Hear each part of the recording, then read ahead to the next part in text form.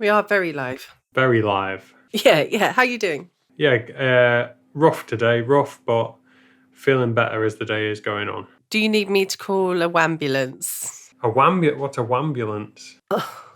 Wambulance. Have you not heard that? No, is this an inside joke that I'm missing out on? Oh, it's like you need an ambulance to take you to the hospital because you're feeling a bit ill because you're a man. It's the sexist joke, actually. How very non-21st century of you.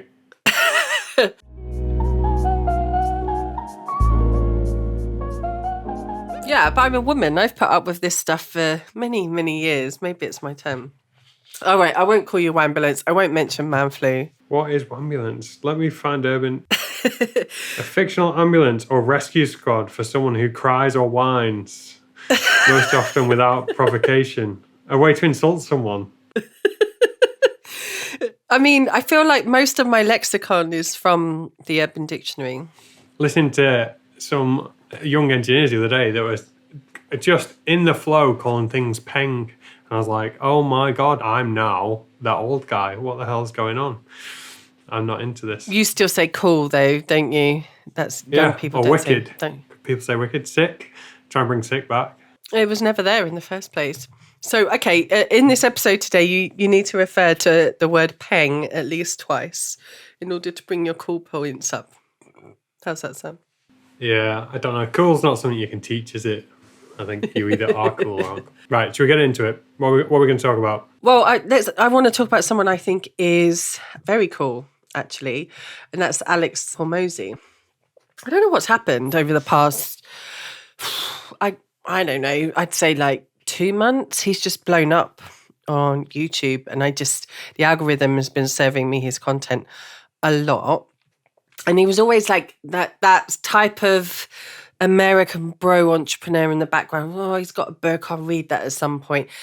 Kind of slightly affiliated with ClickFunnels and Russell Brunson and all of that, but hadn't really got in my face until recently. I'd seen a video from someone called Layla Hormozi first, who's his wife, and a light bit of Googling had introduced me to him, and then the sort of circle starts completing them. What I really liked about him, just watching his videos initially, is he just sits and talks about really insanely useful stuff.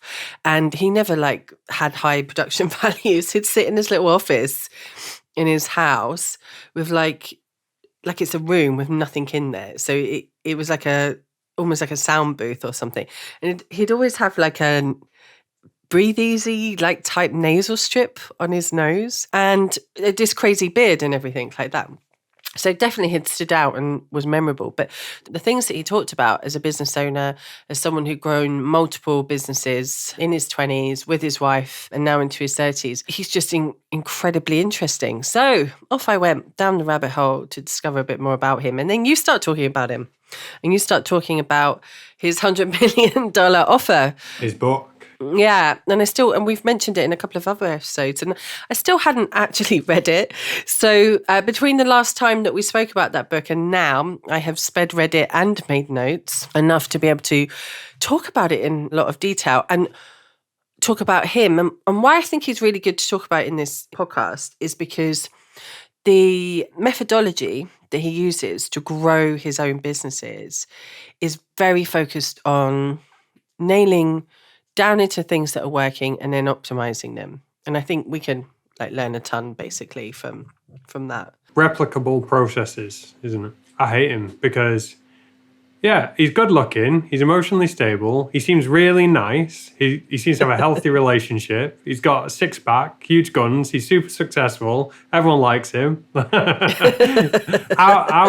No, he seems really like a really good dude. The Russell Brunson thing's interesting because isn't that where he got his inspiration for Gym Launch, his business?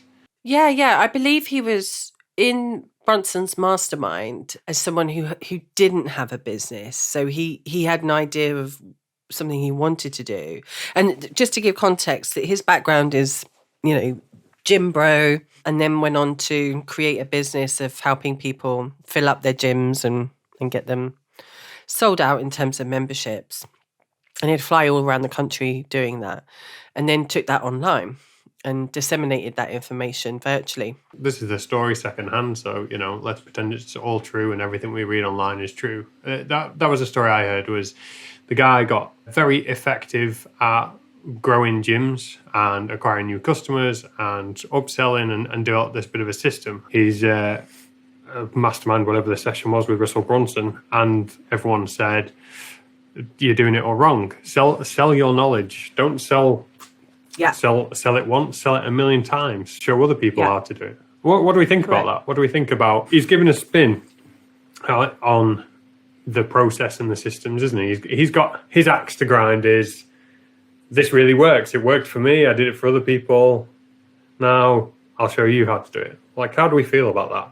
I think he did it at a time when it was most profitable. Right. So you got to go back. He's not just done this year, or it's not been a lockdown project. He founded Gym Launch in 2016. Right. So that's quite a long time ago in the world of the internet. Things were very different back then. You could create a funnel using ClickFunnels. You could use Facebook ads to drive really low cost leads to that funnel and convert them. And there wasn't that fatigue, I think, at that style of selling online. And by the time he took a proven methodology that he'd done in person and maxed out his time, he couldn't physically travel to all of the gyms to help launch them anymore, right? So it kind of made sense that he took that online. But I think what's happened since that year in particular is that success has been copied hundreds, if not thousands of times by people who perhaps don't have a product that was working really well in the real world and now could just work really well virtually, or they do have something that would work really well virtually, but don't want to put in the kind of the same hours, the so-called 10,000 hours, as it were, that he had put into his in-person business to discover. And he made money, he lost money, all of the things that people do to get to that point. Let's put some metrics around it. He's doing hundreds of millions of pounds a year. So he's not small time. He's big. Now he is, yeah. Now he is. I guess the point I'm trying to drive at is I'm just trying to play the other side of the game, I guess. I'm not trying to slag him off. I'm not saying anything bad about the dude. He seems awesome.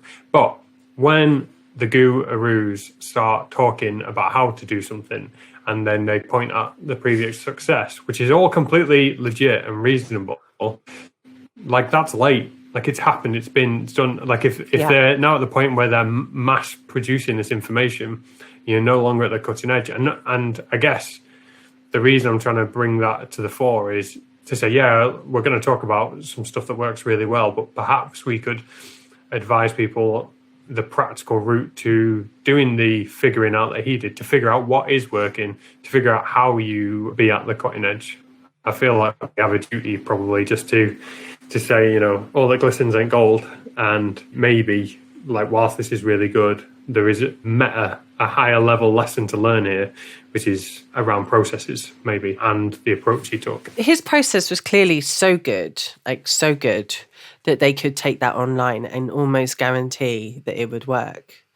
And because if it didn't, it wouldn't have done, right? Just facts there, So they had proof of concept beforehand. And that methodology they've managed to emulate across other sectors. So that's why they're making, I don't know, like an insane amount of cash every month, because him and his wife have moved into venture. I think they have a process that is replicable, and the key word there is, process. So they're able to do that. I think if you're just rocking up with, hey guys, I've got a new idea for a thing I want to do online. I'm going to sell a course that's going to show people how to build better Canva templates or something like that. And you don't have the scalability, you don't have the potential of reaching loads of people. It doesn't have any differentiation from other people in the market who are really good at doing Canva templates as well. It's not priced high enough that when people look at the value, they're like, yeah, I'll not eat for 2 weeks so I can afford this. I think that's potentially what they do really well. And that's essentially what he distills into the book. So let's just talk about his journey a little bit. Let's give our take on what his experience was that led him to have this super profitable business that he then wrote about, and then these techniques, which is what we really want to talk about. Do you want to give the too long didn't read version of his journey? He was a gym owner, famously slept on the floor of a gym because he couldn't afford to rent home as well as the gym. And then he started to invest in himself and sort of scale up. So within 3 years, it expanded the gym to 5 more locations. That's when he sold his gyms and founded Gym Launch, because clearly he was really good at setting gyms up. And then after that, he licensed that model and sold that out to 4,500 gyms across 13 countries. And then after that, him and his partner, Layla, have created a company called acquisition.com, where they basically invest in businesses over a certain revenue threshold across like consumer services, business, software, education, and in e-commerce. So he's kind of gone from gym owner to venture capitalist in that arc. And along the way, I think what has happened is he's had some big ticket opportunities. He's been very good at sales. He's gambled and lost. He went bankrupt or almost went bankrupt, I think. He's gambled and won, only like feeding one particular business, the growth of one business on a credit card from what I was reading. So, just proving that it doesn't always work out, but because he did it at scale and with a lot of aggression, I think. And he also just had a win, like a home run, as he calls it.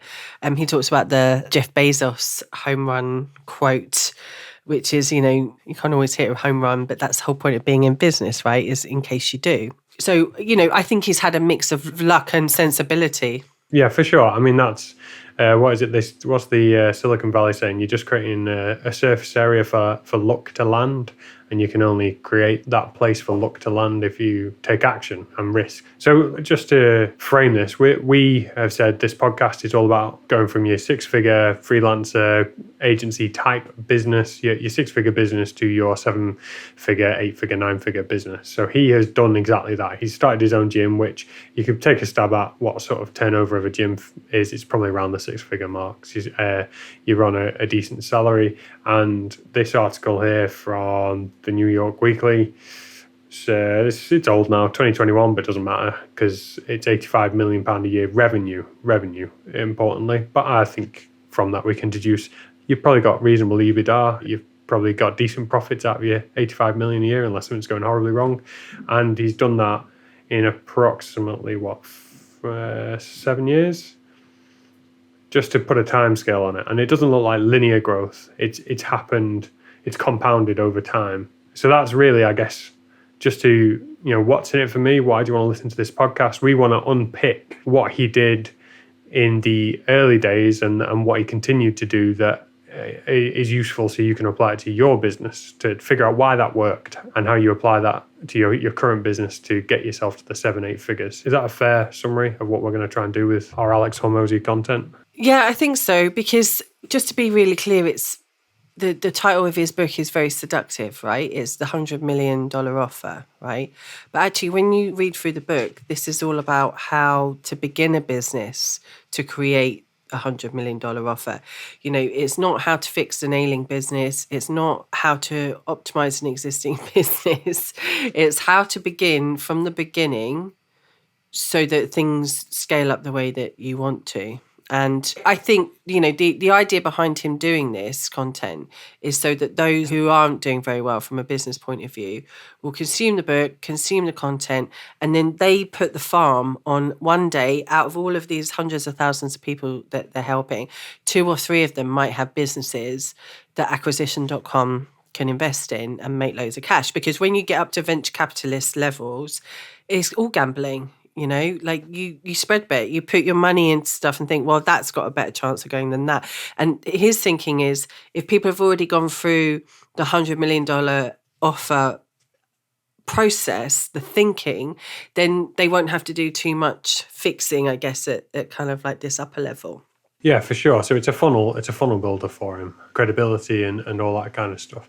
But so let's just talk a little bit about titles like that and why they work. So we've got the $100 million offer, very seductive, and it's not about that. The 4-Hour Work Week, kind of about that. Those titles are there to create the value gap. Essentially, you know where you are now. You see this aspirational outcome, 6-minute abs in 6 minutes, great. So there's a time frame attached to it. There's some numbers, some data attached to it that elicits some emotion. You know where you are now. And supposedly this is the playbook to help you get there. And really what these playbooks are full of is, well, I did it this way and this is what worked for me. And I've documented a bit of the processes in very in detail. I actually think his book is there's quite a lot of detail in there. I mean, it does step you through step by step. Oh my God, so much value. Yeah, with a story attached to it so that it's entertaining as you go along. And I find it really interesting. These things aren't packaged as like a field manual or an instruction book, which is what people need to actually implement it. But these books aren't. Yeah, but they're not going to read that. Exactly. No, people aren't going to. No, they're not engineers like what you are. They want to be inspired and motivated. I've just created a new word there.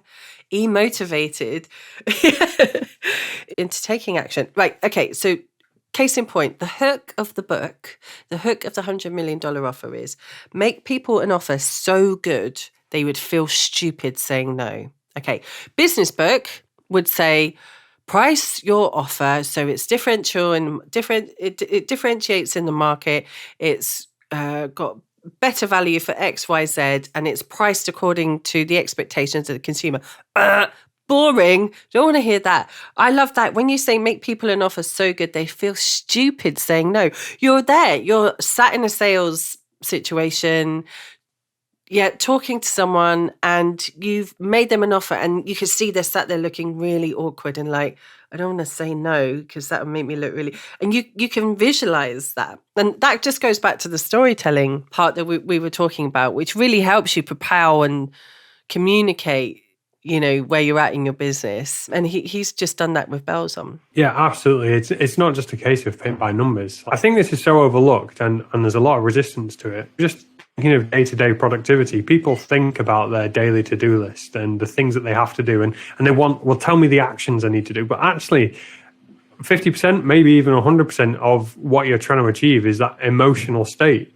You're trying to make people feel something, and feelings are overlooked as a tool and in business as well. No, actually, a lot of what you need is to emotionally impact someone. And people feel icky because it feels like you're trying to manipulate someone or cajole them. And you're trying to manipulate them in a positive way to help them. In the same way a doctor's trying to manipulate you to like do the things that make you healthy.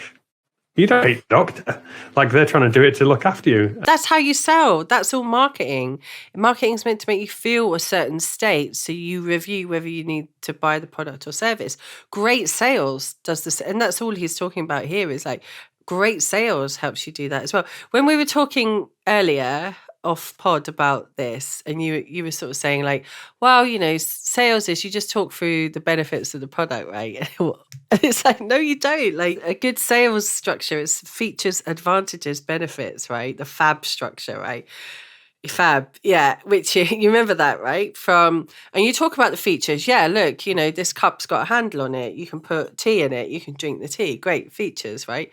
But the advantages are, you're not going to and this is where the story of sales comes in. You're not going to have to drink tea out your hand while you're sat there talking to a prospect or something, or trying to impress your mother-in-law or whatever. And then the benefits are, that you're going to be able to drink tea quickly, feel more caffeinated, and the things we talk about are like to do with feelings. Why do you want to feel caffeinated? Because you want to get more done. You want people to think that you're really impressive. Like, there's always little stories that you sell in when you're doing sales, because ultimately it's about how you make people feel. Yes. Yeah, totally on board. Right, come on, let's get into our notes then. So you've made some notes. Let's just point out the obvious stuff here, right? That this stuff, but until someone says it in a really interesting way, it's like one of the sound bites is, he says, if your company isn't growing, it's dying. Agreed. Like that. There you go. That is talking on an engineer's level there, or what? If you want to grow, you've got to either sell more clients every month or have them be worth more.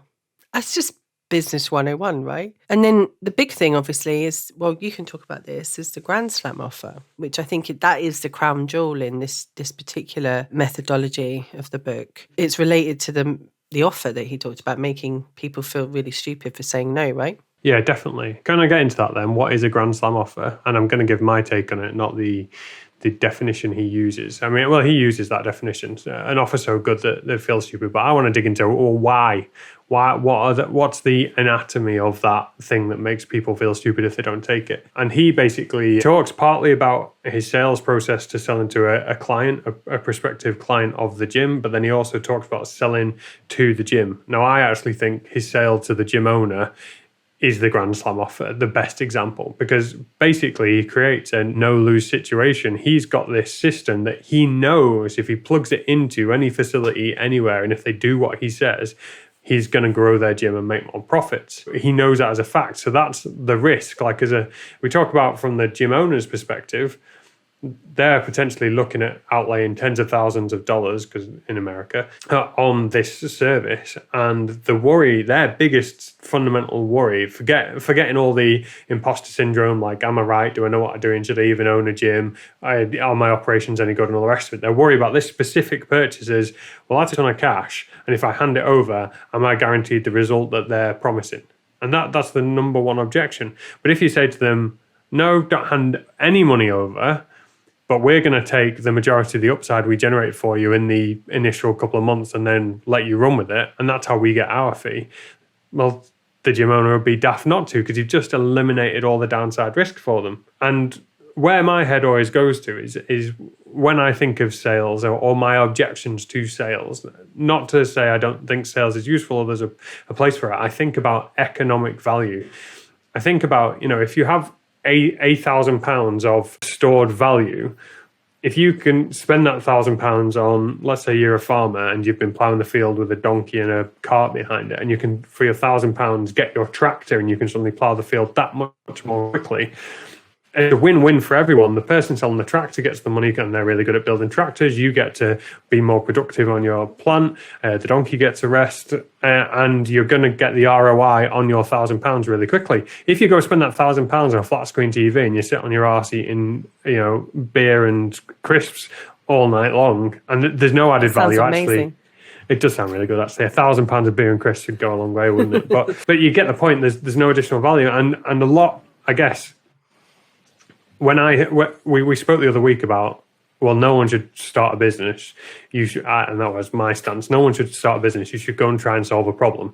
And it's because, sure, you can make a lot of money selling, but if you want to let the market propel you along, if you want the customers to be pulling out of your hands, which is what you want, because it's so much easier to have the pull rather than have to push it on people, as I think of it. It's just a lower friction business.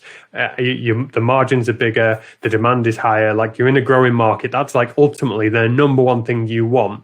That's not only so much more fulfilling, but a much more profitable business. And so where my head goes to is, well, you can only have a Grand Slam offer if you have identified a way of leveraging the economic value. So he's going to a gym owner and he's genuinely creating more value for the gym, and that is how he's getting his ROI. He's not going in there selling them, branded mugs that, okay, great, but may or may not bring in any more sales. So that's what you need. And for me, that they're the type of businesses I get interested in, when I can see, like, oh yeah, okay, if you solve cancer, there's economic value in that. People live longer, they're more productive, blah, blah, blah, blah. If you reduce obesity, if you help people travel and use less energy, if you can use less energy to heat a home, if you can reduce the amount of time someone needs to spend doing a task to get the same result, and it comes back to this efficiency equation, this optimization equation that we spoke about in the very early episodes. What is optimization? Well, it's ultimately reducing the amount of time and effort and cost to get the same result.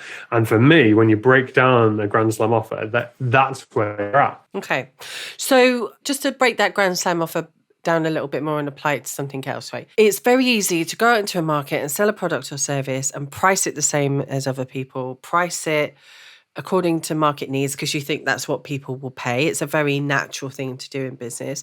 And also not do it vastly different from maybe what someone who's successful in your sector is doing, because you can see it's already working for them, right? So we see a lot of businesses launching who are doing copycat products, copycat prices, copycat offers, right?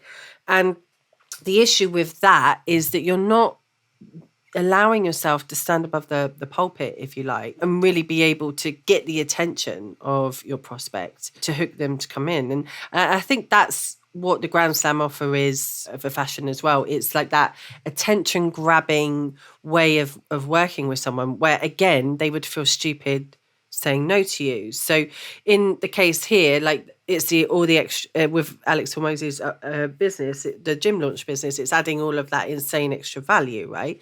If I was to do it, I often think about a guy called Rudy Mauer, who's an American guy who runs a Facebook ads agency. I see his ads pop up all the time. He's got a Grand Slam offer, which is that they work with clients and they guarantee growth or you don't pay. So he guarantees results or you don't pay. Yeah, correct. I mean, that's essentially the same offer that Alex Hormozi was making, just for a different niche, right? Yeah, pretty much. So their statement on their website, he's got Mauer Capital. I love that. So it's not even ads, but it's like, we work weekly one-to-one with you for 52 weeks to guarantee your growth and ROI or you don't pay. There is an asterisk after the pay bit, and it says individuals' experiences are not typical. Your experience may be affected by your background, educational experience. Your results may vary. See full terms and conditions for our guarantee. Participation required, right? So it's like you probably have to fulfill like a set amount of criteria in order to qualify for that. But if you were someone shopping around for a new Facebook ads agency, you'd be thinking, wow, that's a no-brainer. I'd feel stupid saying, no, I don't want your free Facebook ads help with all of your clear experience in the industry, right? Yeah. That would be the equivalent. Let's just break it down. A PT that specializes in running, guaranteed to be able to run a 4-hour marathon in less than 12 months, or you pay nothing. And then it's like, oh, but by the way, you've got to train for 10 hours a week, do all this stretching, eat this very specific diet, blah, blah. Like, of course, there's a load of conditions to get there, but I guess that's what you're trying to do is you're guaranteeing the result. It's a kind of, I guess, how all the solicitors go, no win, no, all the lawyers, no win, no fee. Okay. But to that point then, right, they're able to do that because, to your point earlier, the economics are there, right? So I'm just guessing and riffing here. Like, let's say Rudy's helping 10 clients, right? And they've done an assessment. So there's already a good likelihood that those 10 clients are going to, like, they qualify and that they're going to do well. But factors come in. Pandemics happen, people don't want that particular product anymore, the business owner decides to go out of that 10, maybe 2 or 3 are never going to pay, right? But what the others are paying on top is going to cover that. So you've created a lead magnet of an offer, a Grand Slam offer that's so compelling. Free service until you make money, yeah, of course, for that particular ICA, that ideal client, you get them in, Bob's your uncle. Yeah, and truthfully as well, it's very short-term business to only look at clients that can pay you straight away and not if they've got a solid business underlying in the background, because otherwise you're going to have churn and all kinds of crazy. So when I was doing Opset, a marketing agency, this was one of the things that I highlighted about the sustainability of the business. And I was saying, it doesn't matter how good we are at sales. It doesn't matter about going and finding all these clients if we then have churn, because the cost, as you well know, is in onboarding them and getting the team set up and getting all the artwork set up and blah, blah, blah, blah, blah.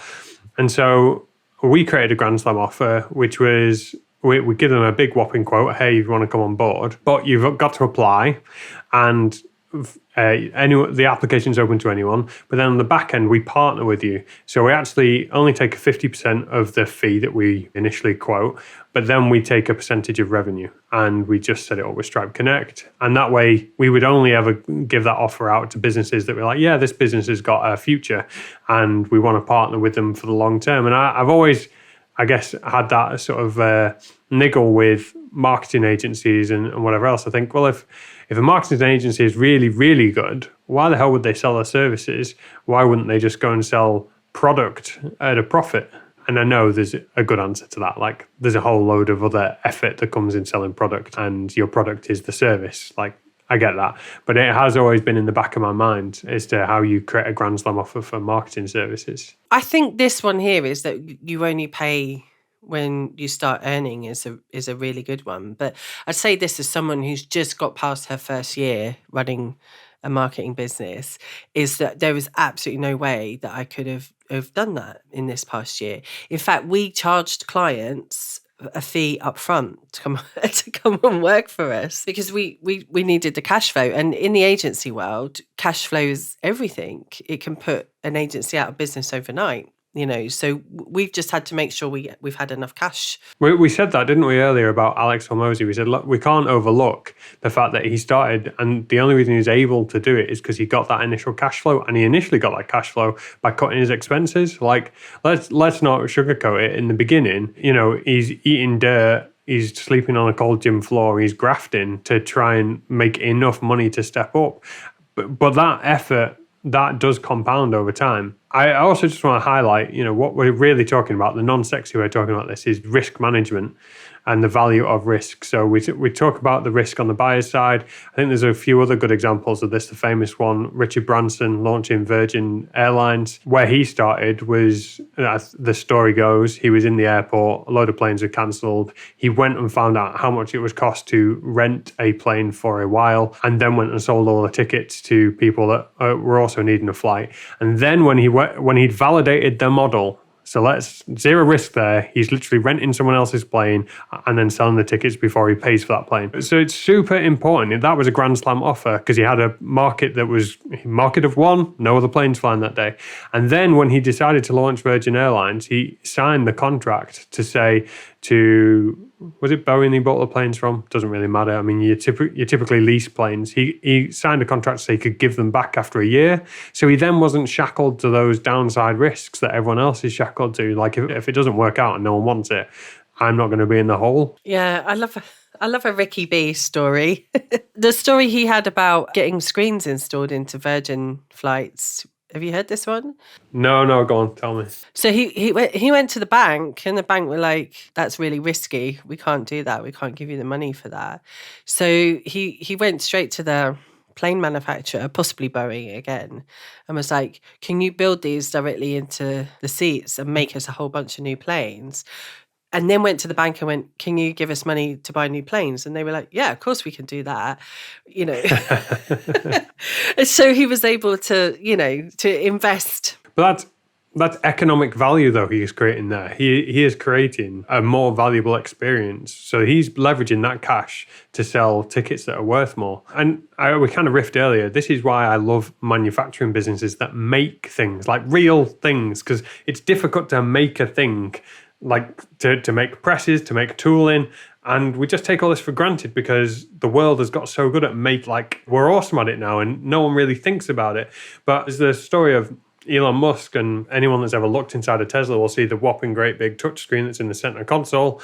And when he was working on SpaceX, they needed consoles for their Dragon pod, I think it is, the pod that the pilots sit in whilst they're getting blasted to space, and they needed screens for it. And they were struggling to find a screen that met the spec. And when he looked into it, like this physical piece of hardware that sat in the Tesla, very, very close to meeting the spec, it just hadn't gone through the vibration tests. So what I'm getting at there is, he solves an actual technical problem, which then ends up saving money and becomes useful. And I think that's always what we're trying to get to is when you get down to it, someone solves a problem and is able to pass that solution on to someone else for less than it would cost them to solve the problem on their own. And that's how you create economic value. That's what we're always trying to strive towards.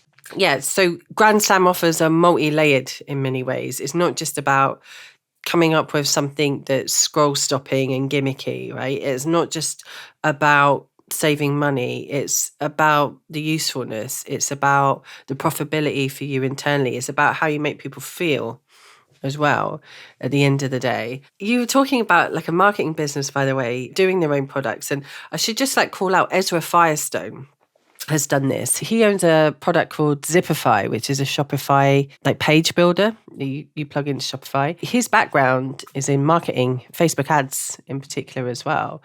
So he kind of took all of the work that he was doing at Smart Marketer and then invested and did his own software product business. It's not just the one business. He's been part of a beauty business and a couple of others as well. So I can see that's the direction that people might take. But that product, Zipify, oh my God, it's so grand slam. If you use a free Shopify theme, you can't update the pages. You have to get a coder in, break it all apart. Shopify won't support you, right?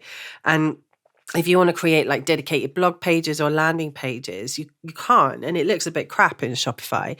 But you add this page builder, you can customize it to the specs that you need, especially if you're creating a landing page from ads, and it just solves a massive problem. This is why I friggin' love software. I mean, you just got to look at the multiples that software typically sells for. You know, software companies usually sell for 5 to 10x, as opposed to e-com businesses, which are usually around 2x annual turnover. You know, like, and I find this really interesting because software, there's a load of physical manual processes that someone could do. In this specific instance you're describing, like, oh, you have to get a software engineer in to fanny around with your pages, make them all look nice, and you've got to do all this editing. It's all possible, but figure it out once with software. So, you know, 100 grand a year, you'll get 200 grand a year, you'll get a decent softie on the job.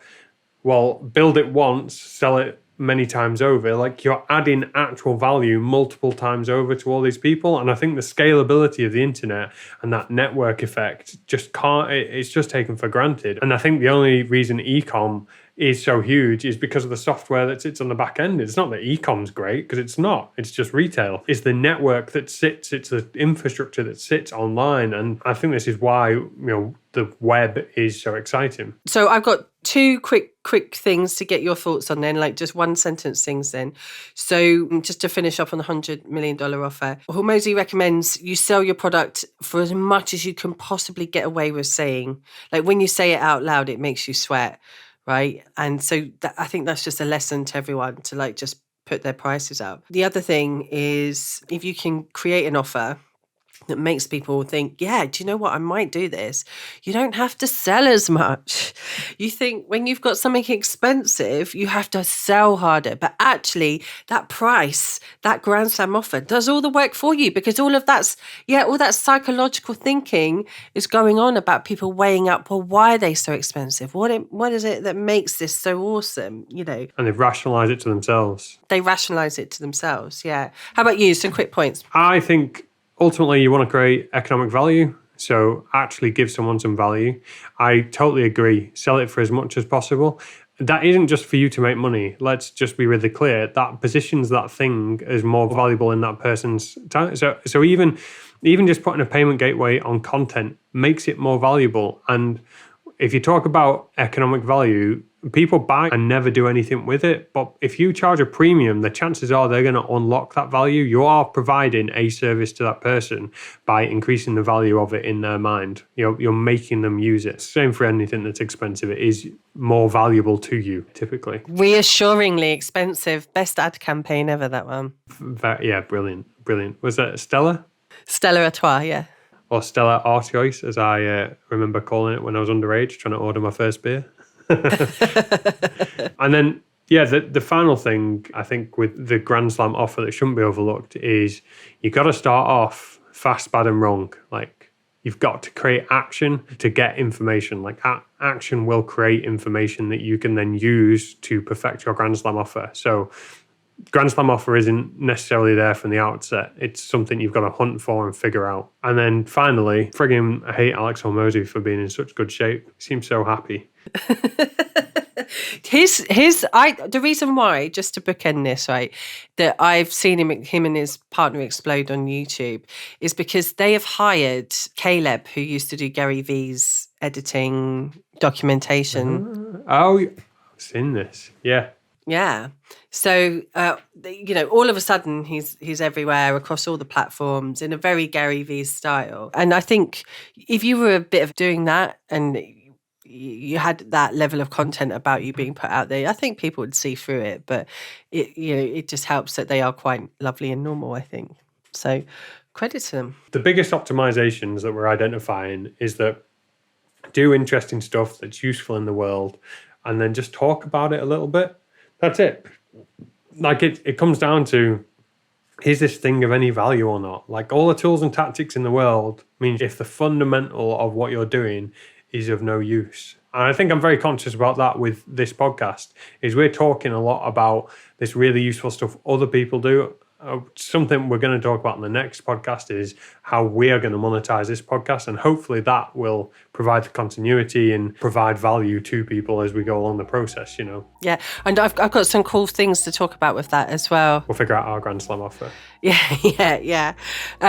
Cool. All right, let's leave it there. Thanks very much. That was a good chat. Awesome. Yeah, enjoyed that one. All right, take care, Sam. Until next time. Later. See you, Vicky.